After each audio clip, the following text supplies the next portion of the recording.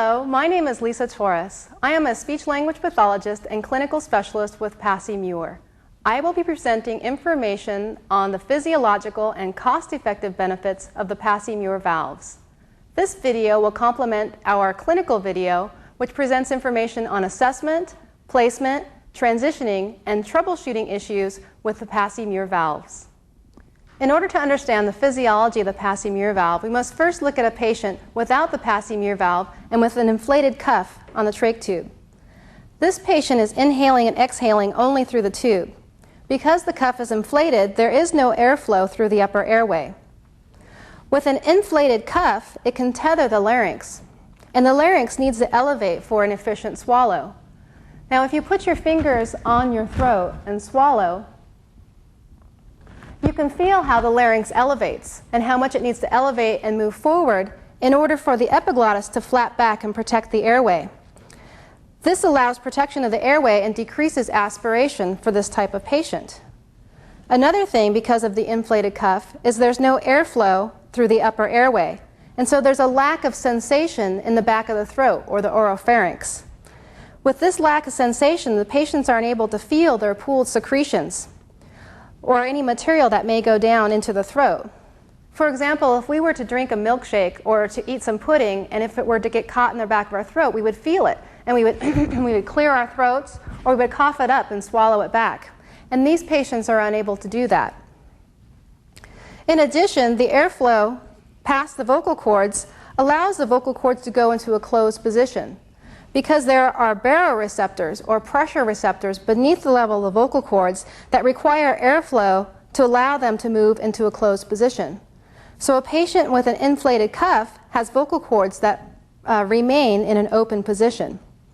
So they have an open system here at the vocal cords and an open system here at the trach tube. And because of that, there is no pressure beneath the level of the vocal cords. Their lungs are open to the same atmospheric pressure outside the trach tube. Because they don't have this pressure, which is called subglottic pressure, these patients are more at risk for aspiration and have more difficulty swallowing than those patients who have a closed tracheostomy tube or are using the Passy-Muir valve. The lack of airflow also does not allow the patient to have the sense of smell or the sense of taste. And the sense of smell and sense of taste is very important for these patients because the sense of smell and taste leads to a better appetite, and it also leads to improved nutrition. And nutrition is very important for these patients because they are respiratory compromised. Our goal is to get them the best nutrition as possible. In fact, many of these patients, because they lack that appetite and because they have such difficulty swallowing, actually will have some type of a tube, either a J tube or a G tube for feeding, because we are not able to feed these patients orally. This lack of pressure also does not allow the patient to have an effective and efficient cough.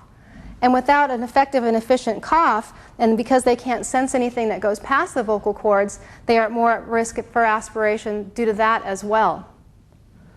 Because the vocal cords are in an open position, and because they have no pressure beneath the level of the vocal cords, these patients also do not have natural physiologic PEEP, positive end expiratory pressure.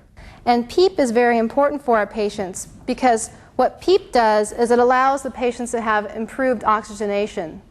And what happens with PEEP is that there are small little balloons at the end of our lungs, and these little balloons, when they're open to atmospheric pressure, will deflate a little bit. They'll be closed. And because of that, there's less surface area or less area for the gas exchange to occur. So these patients with an open trach tube and an inflated cuff have reduced PEEP, and therefore they also have reduced oxygenation. Next, I will deflate the cuff in order to demonstrate an open position valve. All other valves other than the Passy-Muir valves are open position speaking valves. With an open position valve, the diaphragm is already in an open position. So when the patient inhales, the diaphragm is already open. In order to close the diaphragm of the valve, the patient has to exhale up the tube to push the diaphragm to the face of the valve. And when this happens, the diaphragm doesn't completely close. The diaphragm will vibrate or oscillate, and some of the air still comes out through the front of the valve. In addition, to close the diaphragm of the valve, the patient has to exhale through the tube. And when this happens, secretions also travel up the tube and occlude the valve. So some open position valves, such as this valve, have a mechanism like a flip-top cap so that the clinicians can suction the secretions out of the front of the valve. Now this type of valve does not create a closed system because some of the air is still traveling out through the valve. So this patient has the benefit only of communication. Next, I will demonstrate the physiological benefits of a closed position valve. First, you must completely deflate the cuff of the tracheostomy tube. Now, it is often thought that an inflated cuff of the tracheostomy tube helps to prevent aspiration. However, this is not true. The definition of aspiration is any material that has penetrated the level of the vocal folds. So even with an inflated cuff, the patient has already aspirated because the material has passed through the vocal cords and is just sitting on top of the cuff, waiting for someone to come along and to deflate the cuff, which then it will enter the lungs, or if the cuff is inflated, it may trickle past the cuff with time. So with the Passy-Muir valve, you must first deflate the cuff, and then you place the Passy-Muir valve. The Passy-Muir valve is the only closed position, no leak valve. So what this means is that the diaphragm of the valve starts in a closed position. So the patient inhales to open the diaphragm of the valve, and the air enters the tracheostomy tube and into the lungs. But at the end of inspiration, the diaphragm closes automatically, and there's no air leak back out through the valve. So what happens is the patient inhales through the valve, and the diaphragm opens, and then the diaphragm closes, which creates a column of air within the tracheostomy tube, which acts as a buffer from secretions traveling back up the tube and into the valve. Because the valve is closed here at the tracheostomy tube, all of the air is available to travel around the tube and up and through the vocal cords, allowing the patient to speak. That is the first benefit of the Passy-Muir valve. Another thing is, because we have the airflow restored through the upper airway, the patient has restored sense of smell and sense of taste. And as I have said before, the sense of smell and sense of taste is very important to improve the appetite and therefore improve the patient's nutritional intake. Of course, because now we have deflated the cuff, the patient has better laryngeal excursion. This patient is now able to elevate the larynx, and the epiglottis is able to flap back and protect the airway. So they have a protection here right above the level of the vocal cords. Now that we've restored the airflow and we have that pressure here beneath the level of vocal cords, instead of being in an open position, the vocal cords will go to a closed position. So we have closed vocal cords here, and we have the epiglottis flap back here. So we have our two natural barriers from aspiration in place once we have the Passy-Muir valve on and the cuff deflated. Because of the restored airflow, we also have the improved sensation in the oropharynx. So this patient is able to better sense their pooled secretions or any of the material that they may be attempting to swallow. Because we have a closed system here and the closed vocal cords, the fourth thing that we've done for the swallow is we've helped to restore subglottic pressure. And independent research studies show that subglottic pressure helps to facilitate a better swallow and decrease aspiration in patients who are utilizing the valve. This study used patients with modified barium swallow, and they would have the patient swallow with the valve off, and the patient would aspirate. And then they would place the Passy-Muir valve on, and the patient would not aspirate. The researchers in this study found that the swallow is not just mechanical, but also pneumatic as well. They found that with use of the Passy-Muir valve and being able to close the system, they were able to theorize that the swallow is also a pneumatic system. That with the swallow we have two chambers. We have the trachea and we have the esophagus. And when we have a closed system here in the trachea and we have positive pressure on this side, we have negative pressure in the esophagus. And so the swallow works like a pneumatic system, and when the epiglottis flaps back and the pressure changes, the food is more easily able to go down into the esophagus. Another thing, because we've restored this pressure, is that we have a more efficient and an effective cough.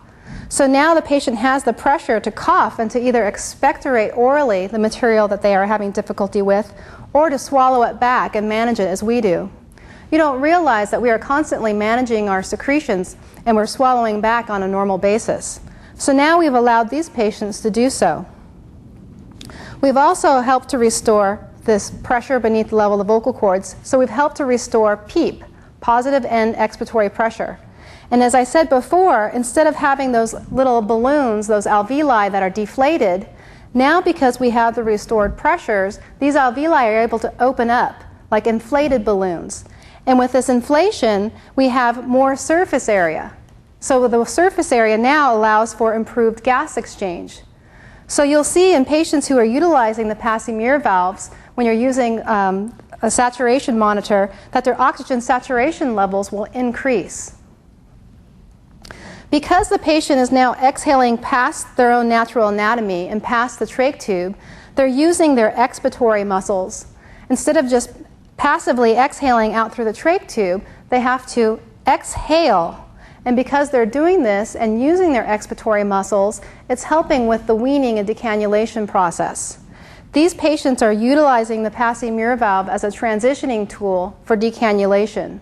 And studies indicate that when using the Passy-Muir valve, the patient is able to be decannulated anywhere from 3 to 5 days sooner using the Passy-Muir valve than with the standard capping method.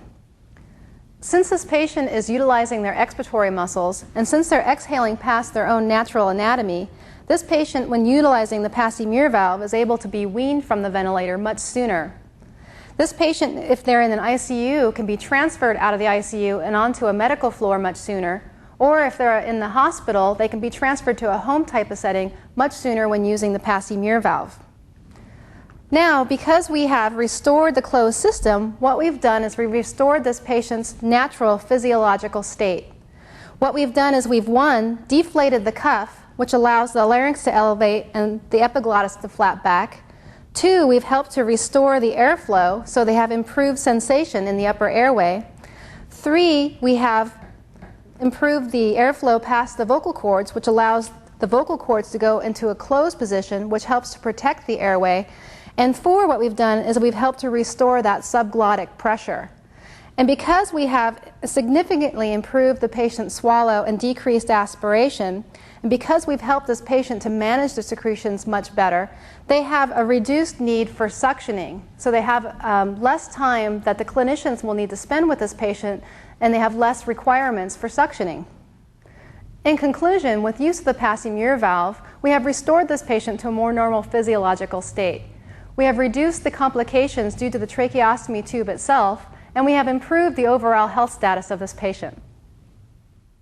To summarize, the cost benefits of the Passy-Muir valve include improved swallow, which decreases the patient's suctioning needs and associated costs, decreased aspiration, which may allow the patient to avoid a course of antibiotics for treatment of aspiration pneumonia, decreasing the possibility for the insertion of a J-tube or a PEG, improved weaning times, which results in transferring the patient out of the ICU or hospital sooner, and thereby decreasing the overall length of stay. With a Passy-Muir valve for less than $1 a day, you will restore the patient's natural physiology, reduce the complications and related costs, and improve the patient's well-being and quality of care. For further education on the application of the Passy-Muir valves, please visit our website at www.passymuir.com. There you will find our free continuing education courses, which include assessment and placement issues, transitioning issues, ventilator issues, dysphagia issues, and pediatric issues. You may also download the clinical instruction booklet, patient handbook, and request our free clinical in-service video. The Passy-Muir valves are prescription devices that can be purchased by physicians, patient care facilities, and home care equipment companies.